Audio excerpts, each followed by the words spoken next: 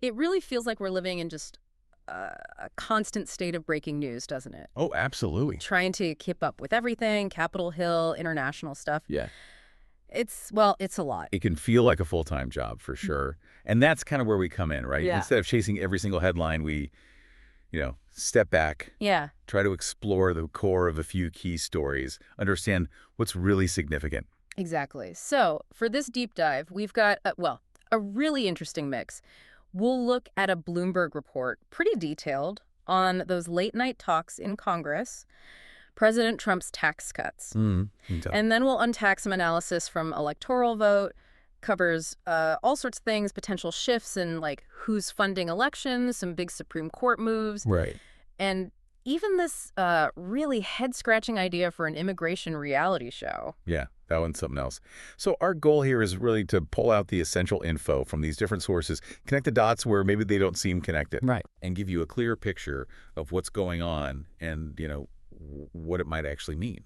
Okay, let's get into it. Let's jump straight to Capitol Hill, then. That Bloomberg piece painted a picture of a real pressure cooker in the House. Republicans working late, pushing hard on Trump's tax bill. They had this deadline this Thursday, self-imposed, and it sounded like, well, there were still some pretty big disagreements to nail down. And that's it. It's interesting. It shows the challenge of governing, even when you technically have the majority.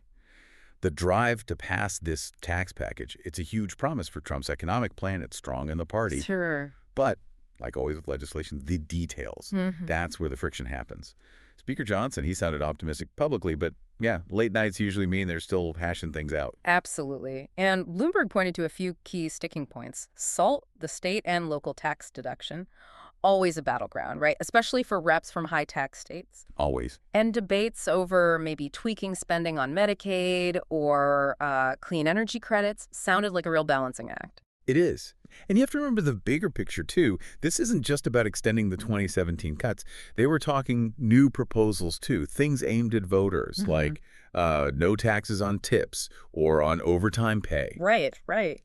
So the pressure to actually deliver a bill, something that can pass both the House and the Senate, it's pretty intense. Yeah. We even heard Representative Fox admit they were still, like, actively drafting the revised bill while these late-night talks were happening. Which is unusual. Yeah. Representative McGovern, Democrat, pointed that out. Imagine debating a bill that's literally still being written. It definitely raises questions about the process, doesn't it? The next big step was the Rules Committee meeting.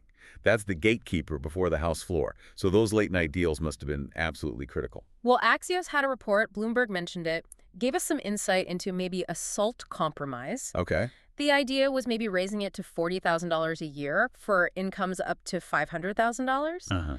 But with this slow, like, phase out over 10 years, then it becomes permanent. Sounds quite different from earlier versions. It does. That's a significant shift. Remember those earlier ideas? Lower caps, shorter timelines? Yeah. They just weren't cutting it for the members from, New York, California. Right. Even Trump's first idea, the $30,000 cap, didn't fly. Yeah. It's such a tightrope walk for Trump here, trying to keep those members happy but not alienate the fiscal conservatives who want deeper spending cuts. Exactly. And Bloomberg mentioned that pressure, conservatives pushing for more cuts before it goes to the Senate. Talk about maybe moving up the timeline for Medicaid work requirements, changing when the green energy breaks phase out. Those are pretty big changes, real-world impacts. And connecting this back, these internal fights, they just highlight the ongoing tension within the party, right, between the different factions. Moderate Republicans are probably thinking about the midterms, how voters might react to cuts in, social programs. And if these talks stalled out, Bloomberg raised a really worrying point. It could mess up efforts to avoid a government default this summer. Because it's tied to the debt ceiling. Yeah, exactly. This tax bill is apparently linked to raising the debt ceiling, like maxing out your credit card. They need to raise the limit, and this bill's tied to that. High stakes. That's a good analogy. Yeah. And well, the House is rushing for this week's deadline. The Senate's timeline, that's much less clear. Could be weeks, maybe months before they tackle it and revise it. So even if the House passes something soon, long way to go. Far from over. Okay, complete shift now. Elon Musk. Electoral Vote had a piece on this. He was at a Bloomberg conference in Qatar, apparently, and said some things about his political spending. Yeah, pretty noteworthy comments. What's striking is how definitive he sounded. He said he plans to do a lot less political spending going A forward. lot less. He said he feels he's done enough, although, he left a little wiggle room. Maybe future reasons could change his mind. Right, but electoral vote immediately throws in that big caveat, doesn't it? Mm. Reminds us Musk is, well, let's just say unpredictable, mercurial. Exactly. Dishonest even. So could be temporary, could be strategic, and as they say, less for him, could still be a ton of money. Good point. Very good point. But electoral vote then lays out 10 potential reasons why he might actually be serious this time. And they're pretty insightful. Things like potential damage to the Tesla brand from his politics. Yeah, that makes sense. Possible pressure from the Tesla board, even his own financial situation. So much wealth tied up in stock, big loans against it, especially for Twitter. Right. Maybe cash for donations is tighter. They use that George Washington analogy, land rich, cash poor. That was a good one, yeah. And the idea that he just gets bored, moves on, the shiny objects theory. Right. Politics loses its novelty, maybe focuses internationally or just on his other companies. That fits his pattern. And the idea he sees influencing the Trump election as his peak, maybe wants to quit on top. That's interesting. It is. Then there's the idea maybe he got burned. That Wisconsin Supreme Court race, he spent a lot, his side lost. Maybe he's disillusioned with money in politics or just, ego bruised. Could be. And maybe politics just has too many rules for him. Yeah. He doesn't like regulations. It's riskier than his other stuff. Remember those $1 million giveaways? Borderline legal. And you can't ignore just personal feelings, right? Feeling unappreciated by Republicans after all his help. Or even falling out with Trump himself. Trump's known for using people and moving on. That image they painted, Musk and DOGE coin increasingly on an island, kind of vivid. Yeah, potential isolation. So, okay, let's say he does cut back significantly. What happens? Electoral vote sees two big impacts. First, the GOP loses a massive donor, one of only 5 who gave over $100 million in 2024. That could really hurt, especially for the 2026 midterms. Especially, yeah, if Miriam Adelson sits out the midterms like she sometimes does. That's a big hole to fill financially. Huge. And the second thing, it could weaken Trump's grip on party discipline. That threat, Musk will fund a primary challenger against you if you step out of line. That's been powerful. Without that threat, maybe it's harder to keep everyone unified, especially on tough votes, like that budget stuff we were just talking about. Okay, let's move to the legal beat now, also from electoral vote. Supreme Court case, AARP v. Trump, that name. It's deliberately misleading, isn't it? It is, yeah. Electoral vote makes that clear. It's not the actual AARP suing. It's the ACLU, challenging Trump's use of the Alien Enemies Act for detainees. AARP was just initials used to protect the plaintiffs. They're even trying to get the name changed to WMV Trump. Wow. Sounds like a crazy legal journey they described. Started in D.C., Supreme Court stepped in once, then this scramble to file individual cases. Must have been chaotic. It's this real back and forth between the courts. One judge down in southern Texas already ruled against Trump's use of the act there, but this case, AARP in northern Texas, more complicated. Initial requests to stop deportations got denied, even though they seemed about to happen. Yikes.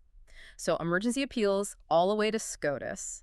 And the Supreme Court eventually did step in, temporarily stopped removals just so they could keep jurisdiction, review it. Sounds like they were really worried about due process. Absolutely. Electoral vote flags the key bits of the SCOTUS order. They didn't rule yet on whether the Alien Enemies Act itself was used correctly in this instance, but they hammered home the need for constitutionally adequate notice. Detainees have to know what's happening in time to challenge it.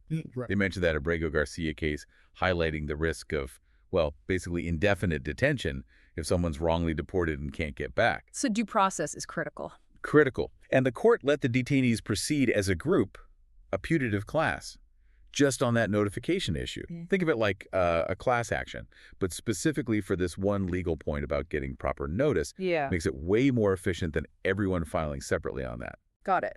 And they told the lower court, the Fifth Circuit, to look at not just the notice issue, but also the likelihood of success of the detainees' main argument against using the Alien Enemies Act at all in this way. Right. So basically, is their underlying case strong? Lots still to unpack there. The legal fight is definitely heating up. Okay, now for something electoral vote called Are You Serious? Part On. This is about the Ashli Babbitt settlement. Just remind us, Babbitt was the person shot inside the Capitol on January 6th. Correct. And as electoral vote notes, multiple investigations cleared the officer involved. No wrongdoing found. So the Justice Department settling the family's $30 million lawsuit for $5 million. That's surprising, to say the least. Electoral Vote calls it inconceivable from a legal perspective. Given Babbitt's actions, the odds of her family winning seemed low. They float a theory that the motive might be, well, corrupt. Corrupt? How so? Like sending a signal, showing support to certain violent elements in Trump's base, even if it's not really true, just optics. Wow, that's a strong claim. Suggesting it's politics, not law. That sarcastic crack about threatening J.D. Vance really shows their disbelief, huh? It does. And speaking of things that make you go, huh, are you serious? Part 2. This report about DHS, the Department of Homeland Security, actually considering an immigration reality show. I know. When I read that, I thought it had to be a joke. Satire. Me too.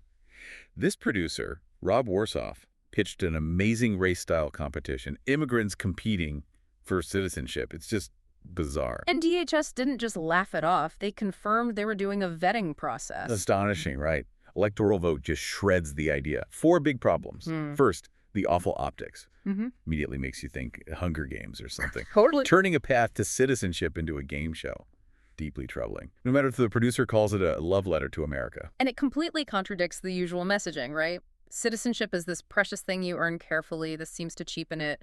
Critics would have a field day. Oh, absolutely. Then there's the sheer cruelty. Winners and losers for citizenship. Right. What happens to the 11 people who don't win after being, exploited for TV? Seems so unethical compared to, say, a serious documentary. Yeah. And finally, the legality. Can you even grant citizenship this way? Highly questionable. Let's really hope that one stays in the vetting process forever. Please. Okay, let's switch to actual election results. Pittsburgh mayoral primary first. Heavily Democratic city, so the primary is usually the main event. Right. And this time, the incumbent, who was progressive, lost to a more moderate centrist candidate. And Electoral Vote notes, national media jumped on this. Another sign of backlash against progressives in blue cities. Yeah. Like we saw in San Francisco, Oakland. But it's always tricky drawing huge conclusions from local races, right? Exactly. Electoral Vote offers important counterpoints. Turnout was low, maybe not representative.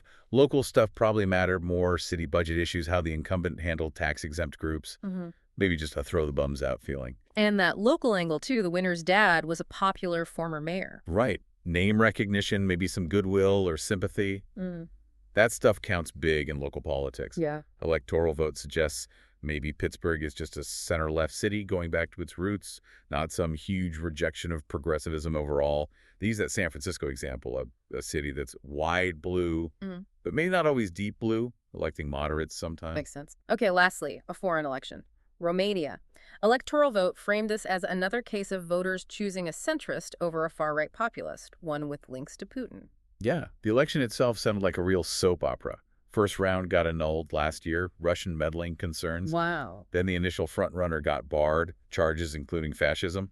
They reran the first round, ended up with the centrist Nico or Dan against the far-right George Simeon, and Dan won pretty decisively in the end. And Electoral Vote connects this straight back to U.S. politics, how some folks expected Simeon to win based on the right-wing vote share in that annulled election. Right. But, crucially, the polling just before this election actually favored Dan. Really highlights how important good polling is and turnout. Simeon's claiming fraud, foreign interference, getting backup from some Trump admin people who like right-wing anti-Ukraine leaders. But the results seem clear. It's like Electoral Vote says some people just declare their preferred reality as truth, no matter the evidence. The pollsters' model of who actually votes, that was key. The ones predicting higher turnout got it right. Interesting. And they said we might get 1 or 2 more foreign election updates soon. Yeah, something to watch for. So, when we take this deep dive, look at all these different pieces, you start seeing the threads, right? Yeah. Domestic tax policy, how it might affect the debt, who's funding politics, these legal fights, election results here and overseas, even a crazy reality show idea. They're all part of this bigger interconnected picture. So here's maybe a final thought for you listening. If someone like Elon Musk does pull back on political spending, how does that change the money game in future elections? Who steps into that void? Right. Or think about those legal battles over immigration and then this proposed reality show. What does that juxtaposition tell us about how we as a society are thinking about citizenship right now? The different values, the different approaches being debated. What's to chew on there? Definitely complex questions, big implications. We hope you keep exploring these things, keep thinking critically about the forces at play. the bigger context behind the headlines we dug into today.